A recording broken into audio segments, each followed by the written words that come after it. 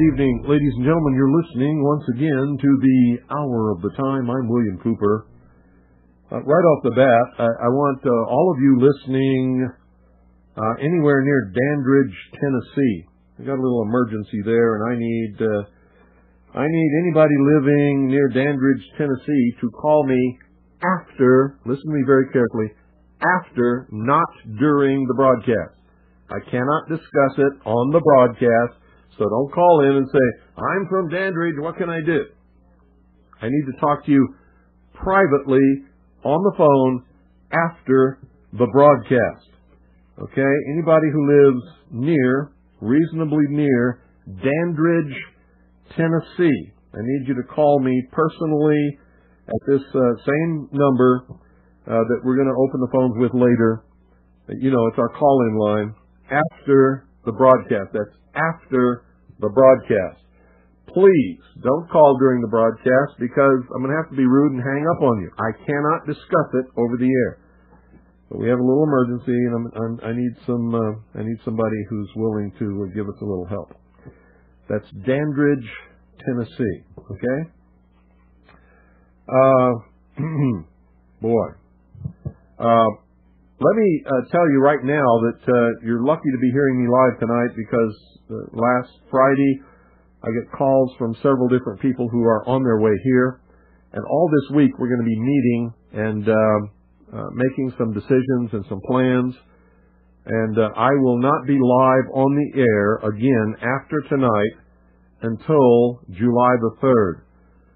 You'll be hearing reruns on WBCQ tomorrow night through July the 2nd, and then I will be back live July the 3rd. For those of you listening in the Round Valley, there will be no broadcast of the Hour of the Time in the Round Valley again after tonight until July the 3rd. I'm going to be busy with a lot of people coming to visit. We're going to be talking over some very important things, making some decisions, and making some plans. And ultimately, you're going to know about these things, but probably won't be for a while. These are very important people in the Patriot community, and these are very important meetings. And as far as I'm concerned, these are the cream of the crop of the people in America who are willing to fight and die for their country if need be. And they are, in my estimation, the modern founding fathers. If there ever could be a parallel to the founding fathers, these are some of those people. Not all of them, but some of them. And so that's what I'm going to be very busy with for the rest of this week through the weekend and Monday. And they should all be gone Monday evening or Tuesday morning, and then I will be back live on Tuesday evening. And for all of you out there who are listening, we're not plotting anything. We are American patriots who believe in the Constitution. We believe in the law. And we believe, as I have repeated over and over again on this broadcast, whoever fires the first shot loses. The feds have done it several times, and they're in the process of losing because of it. You don't have to worry about anything that we're going to do. But I will tell you this. If and when civil war breaks out in this country, you will find us the most formidable force that you can imagine, and we will go after the enemies of this republic without fail. We will pursue them aggressively, and we will fight and take down any foe that we come into contact with. As you all know, I am the intelligence director for the Continental Army of the second. I don't want to impinge upon the proper credit due to those who were members of the Continental Army of the Republic. We are the Second Continental Army of the Republic. It is made up mostly of active duty, honorably discharged and retired enlisted men and officers who have served in the armed forces of the United States of America. So that should give you some idea of what we might be capable of. We are not planning, nor do we, or will we, ever take part in any revolution. When you hear the word revolution, the word masses, the word, lots of these little code words, those are communists speaking. And believe me, you don't want to take part in a revolution in this country. You want to take part in a restoration, which is exactly what we intend to do. We will restore a constitutional Republican government in this country.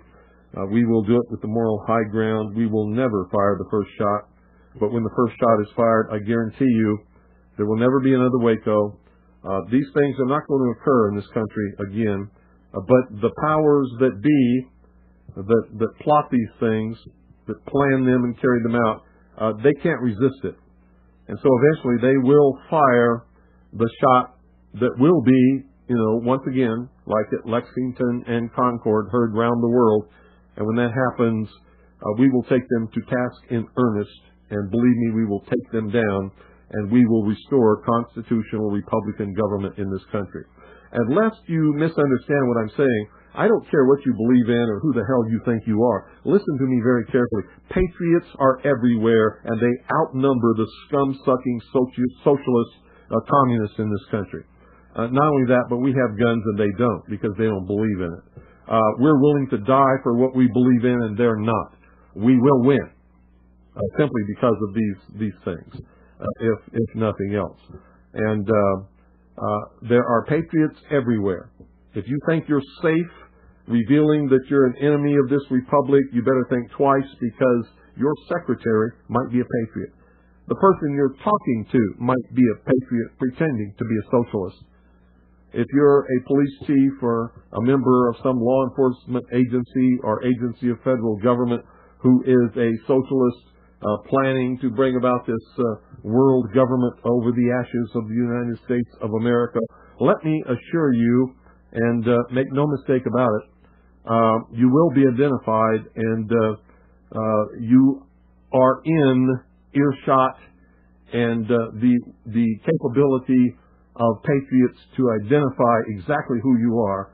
And Madame Defarge, ladies and gentlemen, is knitting furiously. And if you don't know who she is, read Tale of Two Cities. That will be a great eye-opener for you. Patriots are everywhere, literally.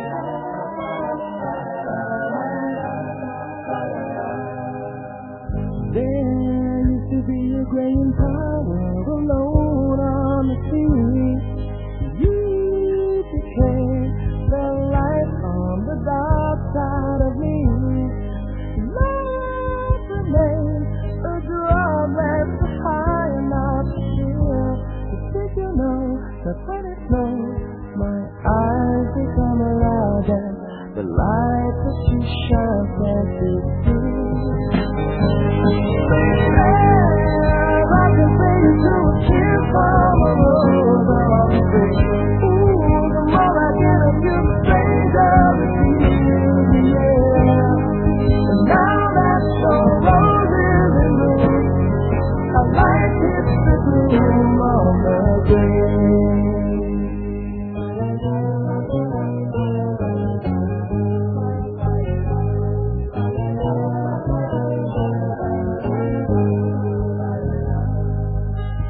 There's so much a man can tell you, so much he can say.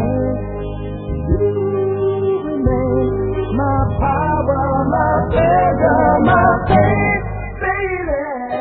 To me, I'm like a grown addiction that I can't deny. Won't you tell me that nothing But did you know that when it snows, my eyes become alive and the light that you shine can't be seen.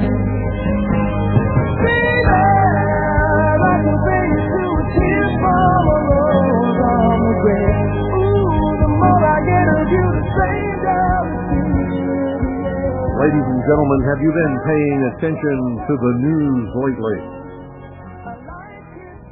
After the anniversary of the Oklahoma City bombing, we were bombarded with anti-patriot, anti-militia, constitutionalists, that's people who believe in the Constitution for the United States of America, anti-American propaganda. And then when the execution of Timothy McVeigh occurred, once again, prior to and immediately following, the same thing occurred again, and this word extremist was used over and over and over and over and over and over and over and over and over and over again.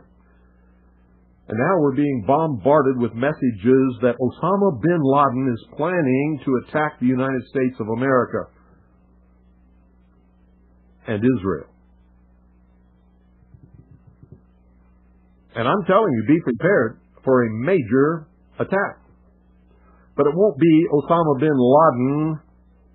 It will be those behind the New World Order who once again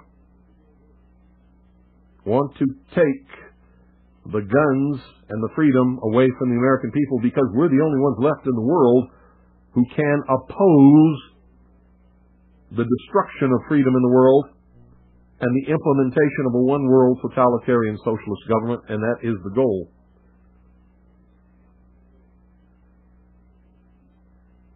Now, how stupid can you be to believe that Timothy McVeigh was the mastermind of the destruction of the Alfred P. Murrah Federal Building in Oklahoma City, and just he and Terry Nichols, who appears to be somewhat of a fool,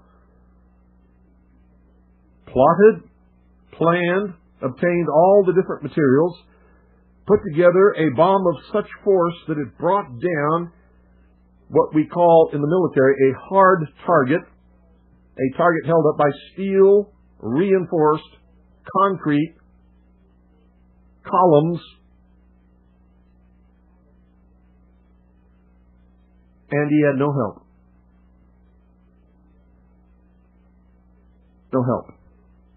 And that there really was no person called John Doe number 2, that was all a mistake, and the drawings and the pictures they put out were not real people, and that was all a mistake. Well, I know that's a lie because Michael Brescia, who is John Doe number 2, the spitting image of the drawings that they put out, wearing the exact same cap that was worn by the man in the drawings that they put out, with the same tattoo on his left arm, stood in front of me for 10 minutes and talked to me in the company of Timothy McVeigh. And Tim McVeigh was not the leader. Tim McVeigh probably didn't say more than 25 or 30 words during the entire time. Michael Brescia did all of the talking. And the last thing he said before they left, in their green Mercury Marquis station wagon with a puke yellow interior, was watch Oklahoma City.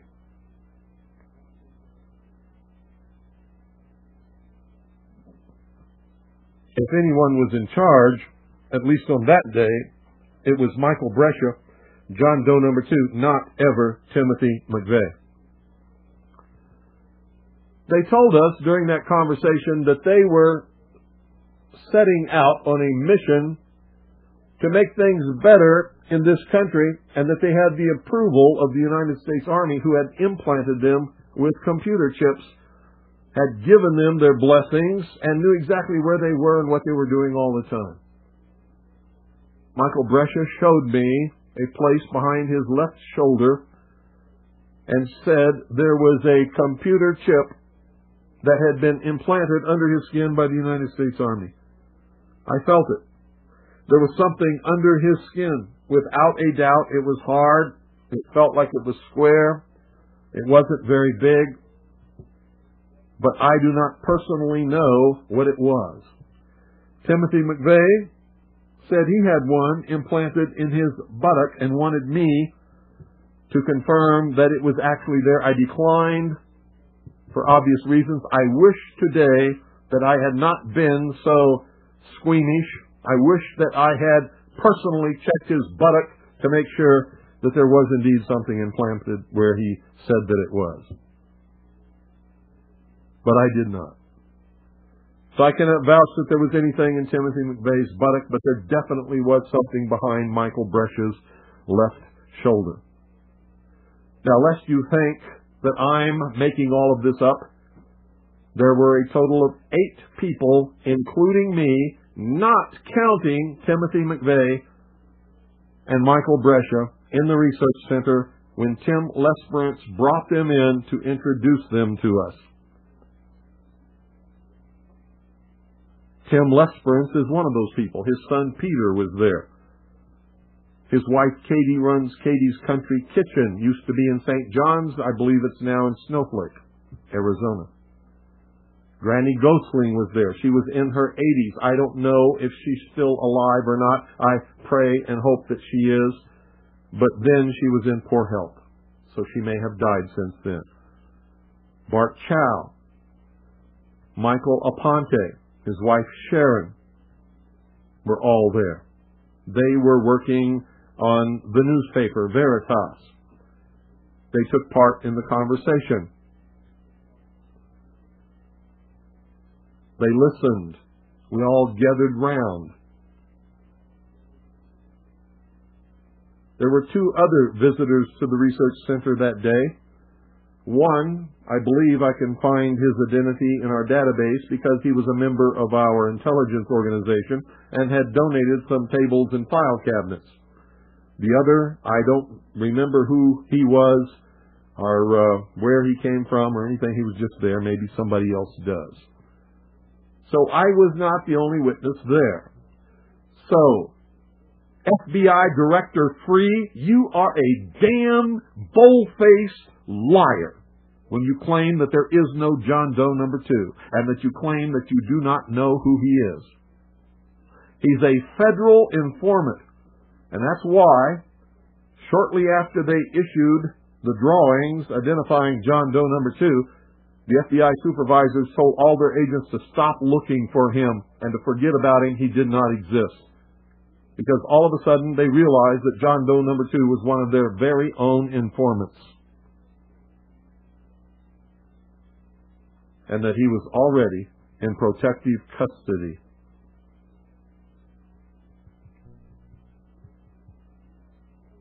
Louis Freeh, you are a bold-faced liar.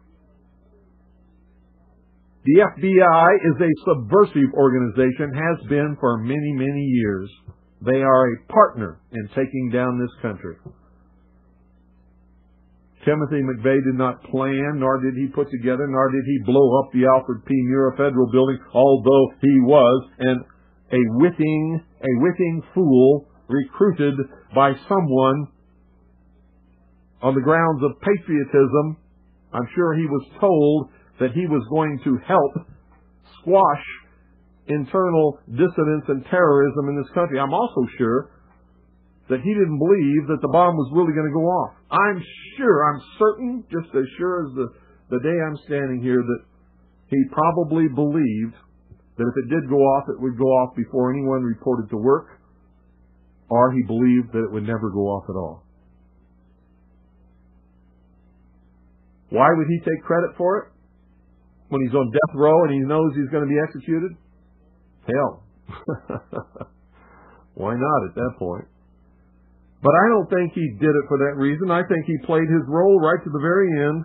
And I think the reporter that reported what she saw and the other reporters who said they never could tell if Timothy McVeigh actually died or not, there was never a point where they could tell that he was dead. And she said that even after, listen to me, even after he was pronounced dead, he was still breathing. He was still breathing. Dead men don't breathe.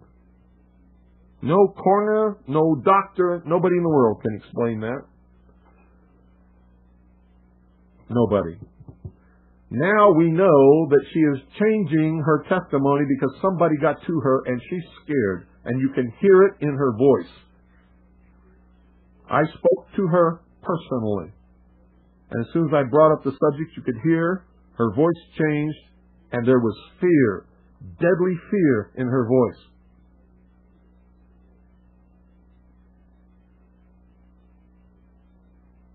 And she never denied what she had originally said, but she told me that she had probably misinterpreted what she saw. Typical. of the history of these people. She knows if she sticks to what she told in the beginning as the truth, she will surely die. If you listen to the testimony of all the other witnesses, they said the same thing. There was no point where they could ever tell that Timothy McVeigh was dead. Well, if I was standing there watching, I would know when he was dead. He would be dead when he quit breathing. That's what I would watch for. That's what any sane, intelligent person would watch for. But no one who watched Timothy McVeigh's execution could tell us that he ever stopped breathing. Nobody. Nor could anyone tell us that they actually saw a point where they knew that he was dead. Until they were told by the medical examiner who pronounced him dead that he was dead. And then they believed it only because he told them, not because they had any proof that it was true. There was no autopsy. The body went straight from the prison, or so they tell us, to a morgue where it was instantly cremated. How could they do that in a state that requires all homicides to be autopsied? What is a homicide? Any death brought about by the hand of man, including executions. Whoa! How about that? Did you know that the state wherein he was executed requires all homicides to undergo an autopsy? Yet that did not happen in that state. Why? Because the feds claimed jurisdiction and it was not a state execution. Now, get this, folks. The feds have no jurisdiction over anything that happened in Oklahoma City on April the 19th, 1995. Period. The ground that the federal courthouse sits upon, or the federal building, I should say, was never deeded and ceded by the legislature of the state of Oklahoma to the federal government. Therefore, the federal government had no jurisdiction whatsoever over that crime. The Constitution states unequivocally that a criminal shall be tried in the state wherein the crime occurred.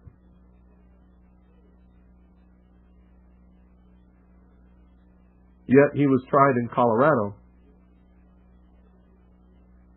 Where was he executed? He wasn't executed in Oklahoma or Colorado.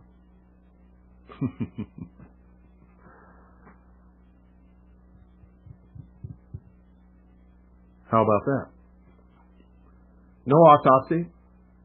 Instant cremation. Sound familiar? Complete devastation of all of the evidence of the Alfred P. Murrah Federal Building. No independent, no outside, no civilian, no state investigation was allowed of the bombing site whatsoever. The building was razed, blown up, and guess how they had to blow it up to bring it down? They had to put shaped charges on the remaining pillars to bring that building down. Heck, why didn't they do just like Tim McVeigh did and pull up with a, Ryder rent-a-truck and with 4,000 pounds of bullshit in it and light a match?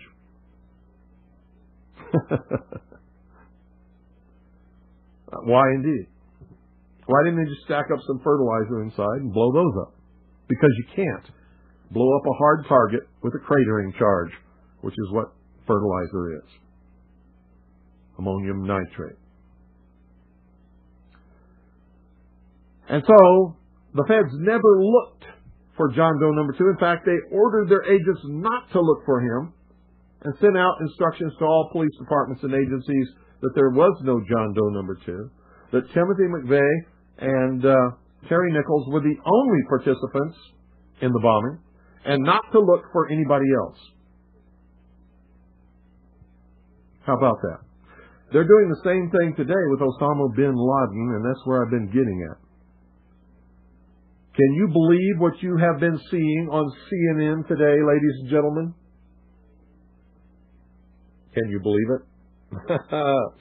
Supposedly, a CNN reporter found Osama bin Laden, took a television camera crew with him, went into Osama bin Laden's hideout, interviewed him and his top leadership, his top lieutenants and colonels and generals in their hideout.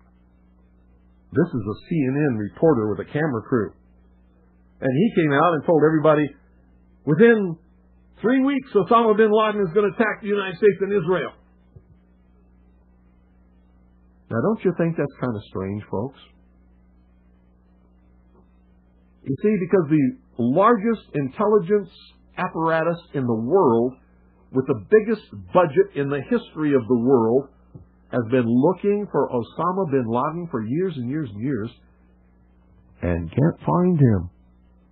The FBI also, under the leadership of Louis Freeh, has been looking for Osama bin Laden for years and years and years and years and years and many years, and can't find him.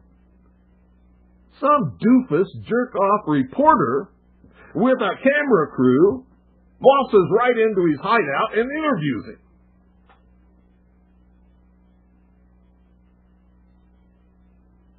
And you know what his budget is? Zip, zilch, nothing. Now, that tells us two things. Either everyone in the intelligence community and all of the intelligence agencies of the United States government are blithering idiots and incompetent fools, including the entire apparatus of the FBI and all of their personnel, or they're lying to us. They're not looking for him at all. And the second is the truth. You see, the CIA created Osama bin Laden. They recruited him. They trained him. They found his leadership. They brought them all together. They showed them how to fight the Soviet Union in Afghanistan, and when that was over, they still continued to fund him and train him, and they're now using him to help bring about world government by making him the big boogeyman, because they can't use Saddam Hussein anymore. Did you ever hear of Osama bin Laden before you heard of Saddam Hussein? When did you start hearing of Osama bin Laden? It was after Saddam Hussein and Iraq were supposedly neutralized in the Gulf War, because they needed a new boogeyman. But they're not looking for Osama bin Laden, because I'm telling you right now, if I were the head of the Central Intelligence Agency, within 2 weeks I would have him dead or in custody without fail. Without fail.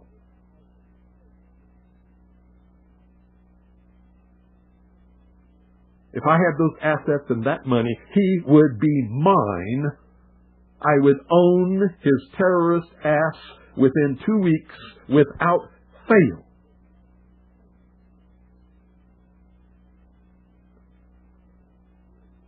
A reporter from CNN and his little camera crew got in to Osama bin Laden's secret hideout and conducted an interview. If you don't believe me, tune into CNN. They're probably running it right now as I'm speaking. And if you believe it, you are one of the stupidest jerks that ever lived on the face of this earth. And whatever is going to happen that they're going to blame on Osama bin Laden, don't you even believe it.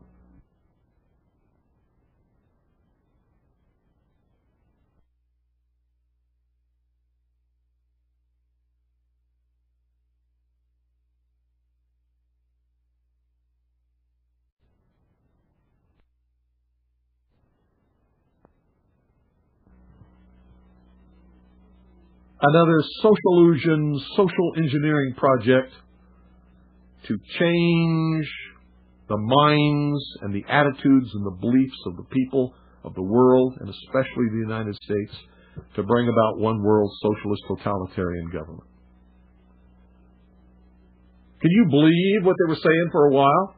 That Timothy McVeigh, the CIA, the NSA, the FBI, the Defense Intelligence Agency could not find Osama bin Laden in their wildest dreams. But Timothy McVeigh and Terry Nichols could, and recruit him to be their partner in blowing up the Alfred P. Murrah Federal Building? Bullshit! How stupid can you be? These guys didn't have a nickel between them. Not a nickel between them. How dumb can you, how stupid can you be? Put me in charge of the CIA. I guarantee you I will have him in custody in 2 weeks flat. Or dead. Take your pick. Take your pick. Give me that budget, those resources, those personnel. I guarantee you he will be mine in 2 weeks. And you know what? If I had a few loyal, good Americans who were willing to donate enough money, certainly not even a drop in the bucket compared to what they really have in these intelligence agencies to really go after him, I could still have him in 2 weeks.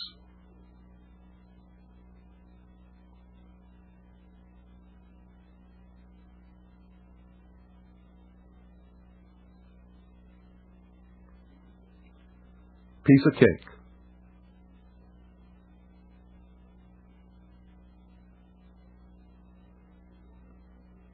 So why do all these fools believe this charade? That a CNN reporter and his little camera crew can do what all the money and all the assets and all the eavesdropping and all the intelligence and all the satellites and all the undercover operatives in the world can never do. It's because they're not trying. They don't want to. Osama bin Laden is their creation, and he is serving them well. When in hell are all you people going to wake up? Are you kidding me? I mean, is this some kind of incredible joke that people are so stupid they'll fall for this?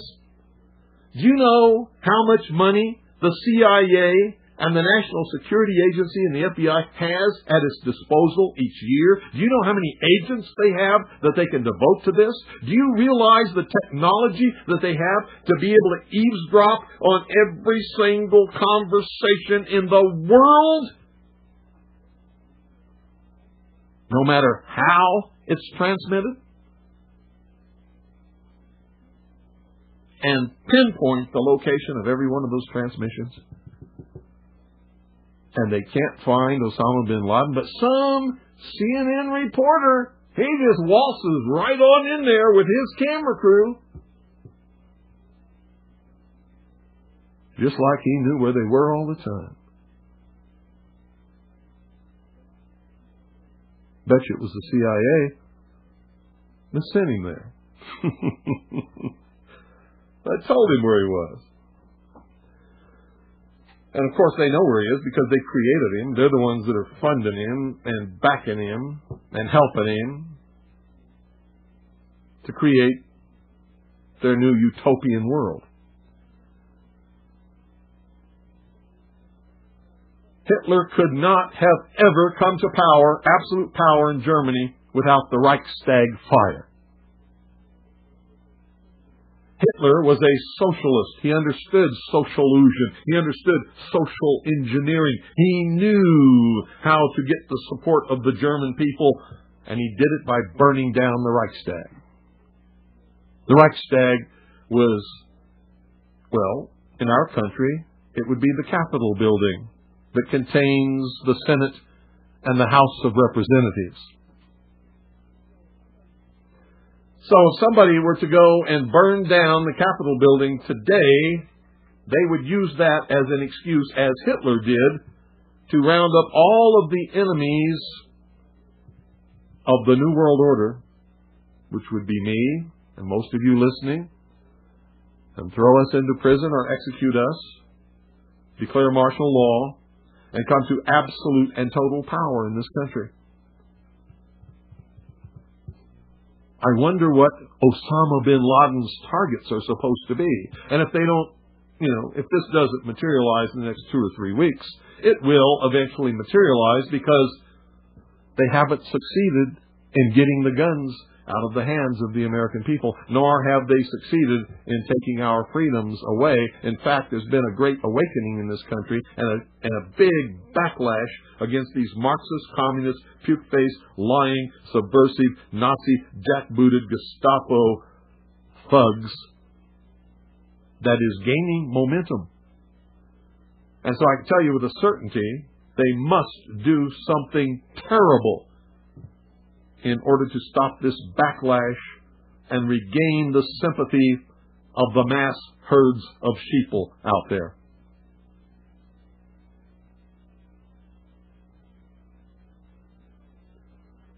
And I'm telling you, one of the things that will give us the moral high ground and will begin civil war is the day that they begin declaring martial law across this country, taking guns out of the hands of the American people and rounding up American patriots.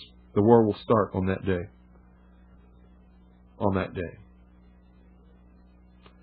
And there will be a war in this country, a civil war to restore, not a revolution, but a civil war to restore constitutional Republican government. Now, at the same time that that's going on, communist and Marxist underground forces will begin, or try to begin, a revolution in order to institute a Marxist, socialist, or communist government as a result of the Civil War. So we, patriots, will be fighting on 2 fronts. On 2 fronts. And you'd better understand which side you're going to be on. Restoration, revolution, or tyranny.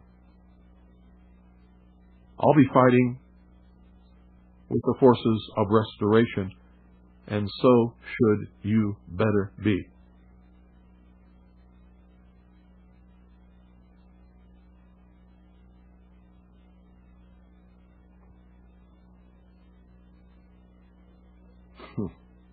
And supposedly, we're not the only nation searching for Osama bin Laden. So the vast economic resources, the vast technological resources, the vast personnel resources, the vast networks and intricate web spun over all these years by the CIA, the FBI, and the NSA can't find Osama bin Laden, but CNN can?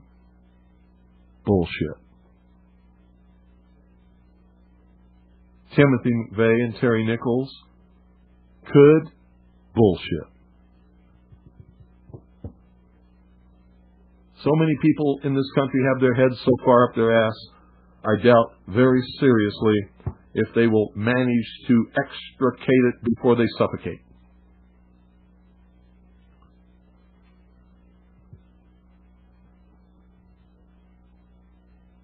What a shame. What a crying shame. How in the world could this country of all nations breed such a dumbed down, unthinking, illiterate, uneducated, stupid, ignorant population? Anybody got a clue? We're going to open the phones.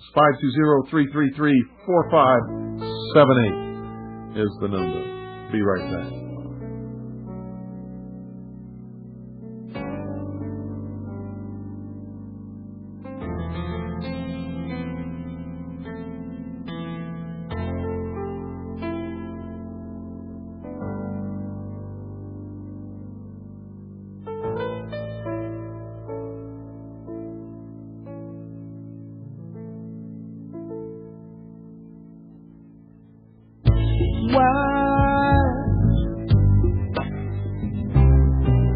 am I changing? Why do people ain't complacent with the things they do? Well, disasters they come and go. I get anything just to be back home. 'Cause there are people asking why. There are people who believe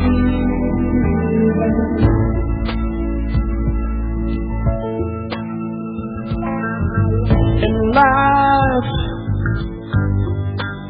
Good evening. You're on the air. Good evening, Bill. This is Ed from Connecticut. Hello, Ed. I was listening to the Right Perspective over the past 2 weeks on the Friday night. Good night, Ed. That's not the topic tonight. 520-333-4578 is the number. I don't give a damn what goes on in the Right Perspective or what, I don't care. 520-333-4578 is the number. And you know what the topic is. You just heard it. If you got something to say about it, call 520-333-4578. How could you listen to all of that and then want to talk about some lying, puke-faced, scum-sucking creep says on the Right Perspective? Good evening. You're on the air. Hello? Hello. Bill? Yeah. This is Dennis in Indiana. Yeah. You know me. I've got the Cremation Act, Indiana Code here. Uh-huh. And in Indiana, you can't be cremated until 48 hours after the death. How about that? Sooner. Yeah, but they did it immediately, didn't they? It says except when waived in writing by city or county health officer. Yeah, and why would they do that? Well, there's a paper trail there to maybe follow. Yep. I just found that out from a mortician the other day, so I thought I'd check out the facts and then give you a call. Great. Thank you. Care. Thank you. Thanks for calling. Bye-bye. See, folks? 520-333-4578 is the number. According to the federal government, Timothy McVeigh was cremated, within 12 hours of being executed. Good evening. You're on the air. Good evening, Bill. Stephen Maine. Hi.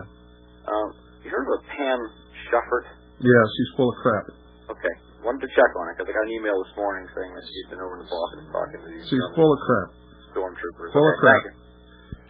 She's what you call a disinformation agent, just spouting bullshit everywhere. I get them too. She sends them to me too. It's all bullshit.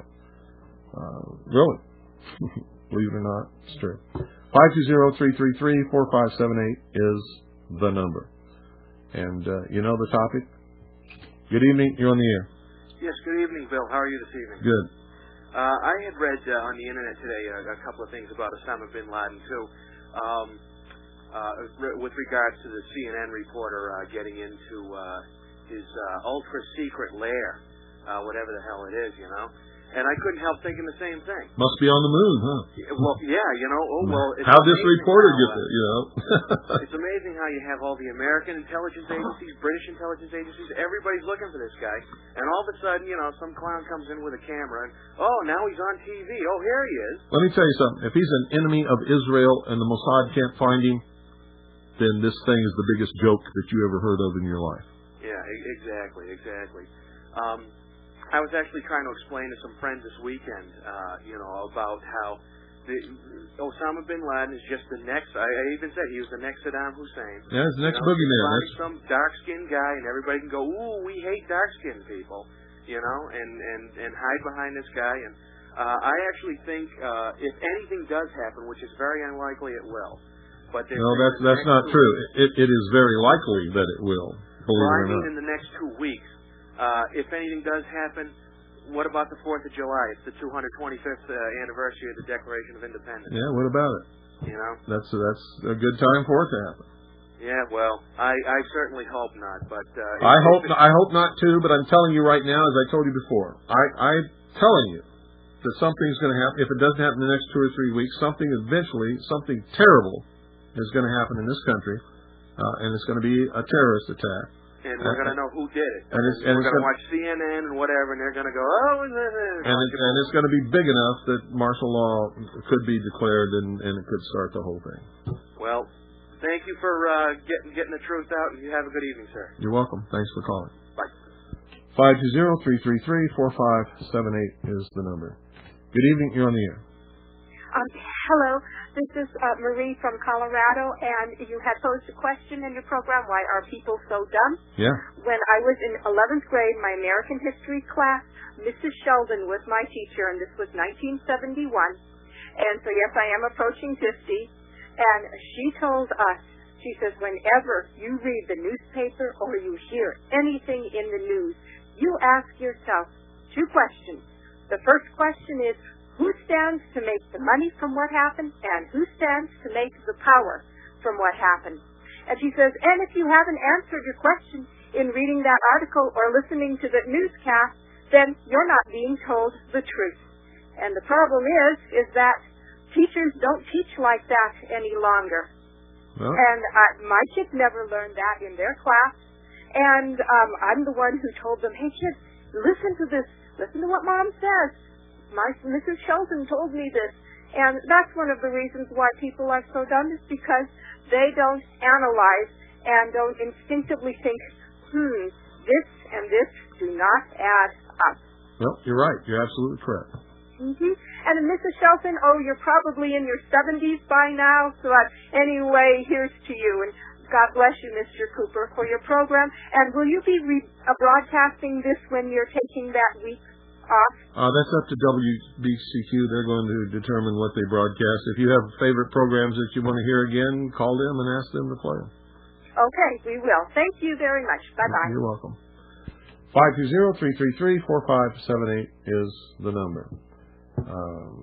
Good evening. You're on the air. Hello. Good evening, Bill. Yes. Hey, this is David checking in from Rhode Island. Uh-huh. And I want to comment on your discussion about when they immediately after this mirror building blew up, in a short time after, they brought the building down and destroyed all the evidence. Yeah.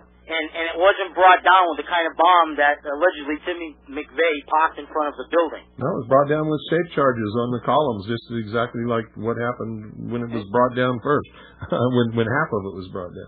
And it's just disgusting the way the average citizenry looks at this whole issue. And I'm telling you that most of the callers that call when the time comes, they're gonna turn traitor, Bill. Sure they will. So I don't, most people will, but there's an infrastructure of dedicated patriots in this country who will not. I agree with you with that.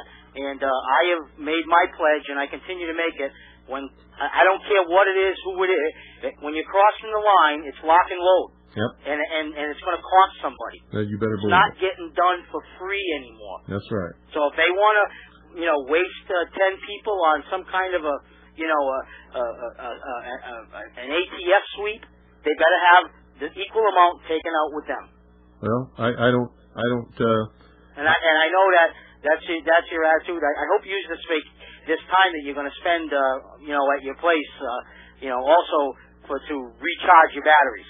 Oh yeah, that's one of the purposes. Oh, good. Of course. Well, I'm glad to hear that, and God bless you. Thank you. Good night. Yeah, because I am tired. I've been working for so many years, so hard, and rarely, if ever, even take one day off to myself. And so, part of this is going to be sort of relaxing for me. Good evening, you're on the air. Yes, hi, William. There was an article in the New York Times about Daniel Spiegelman, who supplied the weapons for the Oklahoma bombing.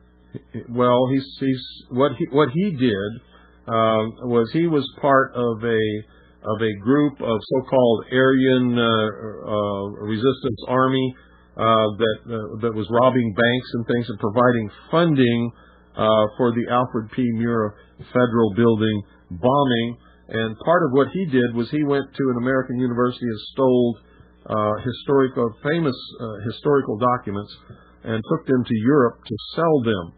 He's Jewish. Right. The article was December 30th, 1995, page 9 in the New York Times. Let me ask you, where is he today? What is the latest on him? Well, I don't know. He sort of disappeared after they discovered that the lawyer who defended him when he was convicted in court of stealing these documents and trying to sell them was not a lawyer at all. And so I believe that they overthrew his conviction because of that. He didn't have a proper defense and sealed the records, and he disappeared. Okay, I saw it on your internet site where he was convicted, but apparently he never went to prison at all, I guess. Not that I'm aware of. Yeah, they just let him go. It's probably the Israeli Mossad. I think this was a combination of the CIA, the FBI, the Israeli Mossad, the BATF, and several other the German intelligence for sure, because Andreas Strassmeyer was a part of this. He's another Jewish man who was a member of the German intelligence structure, who was instrumental in planning the whole thing. Right. Well, our government may as well be the Mossad. And, Capitol Hill is Israeli-occupied territory. What you have to understand is this is not leading toward an Israel of the world. It's leading toward a Marxist, socialist, utopian, or they believe it's utopian. It's going to be like the old Soviet Union world government. Whenever the media covers something up real well like this, the way they let Spiegelman go like that, you know it's the Jews who are behind it. No, we don't know it's the Jews behind it, and I've never said that, and neither should you. George Bush is certainly not a Jew, but he's a part of it. Right, he works for them. They put him in office. No, it's not that he works for them. You don't understand the structure of the organization that is actually bringing apart world government. The reason that they're able to recruit so many Jewish people to be a part of this is the Jews have never allowed themselves to assimilate as citizens, really, of any country. They're always Jewish.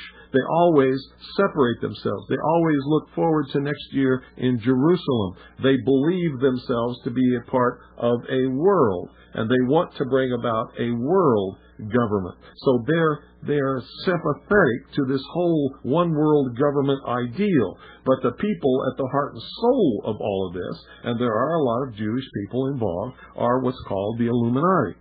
But none of them are Jews. None of them are Catholic. Not a single one of them are what you would call Protestant or Buddhist or anything else. They believe that man is God. They believe in the humanist religion. They pretend to be Jews. They pretend to be Catholics. They pretend to be Protestants.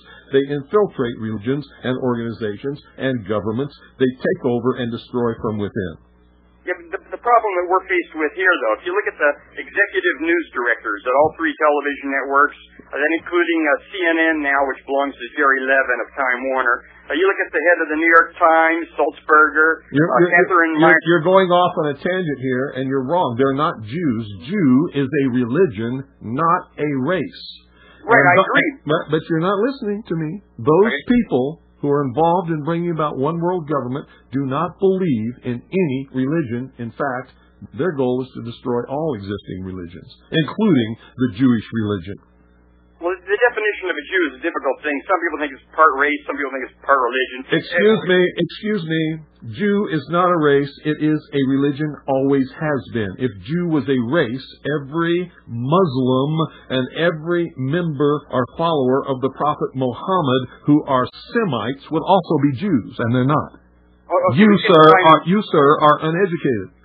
Okay, I agree. Let's say that I agree with your definition of a Jew. The problem is you have no choice. Okay, the problem is they're running all of our mass media, and they're killing this country. They're not. Well, you're wrong again. They're not running all of our mass media. Hollywood. All major publishing. Excuse me. Those are all aren't they corporations? Excuse me. Aren't they all corporations? It's Jewish corporations. Excuse me, aren't they all corporations?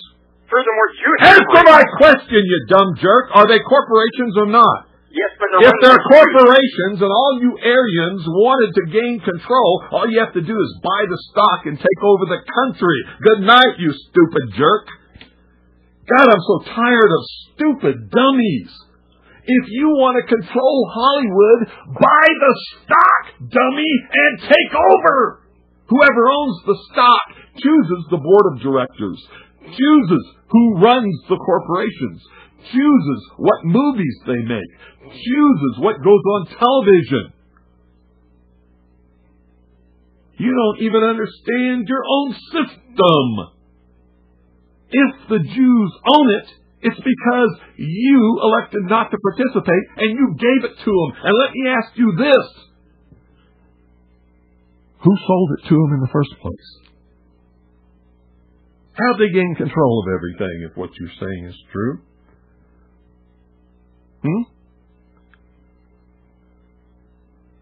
I'm just so tired of this stupidity. You want to blame somebody? Blame yourself. You see, you could all own whatever you want to own. Buy the stock. Take over.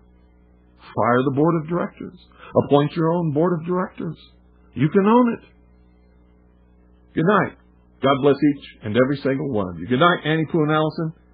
I love you.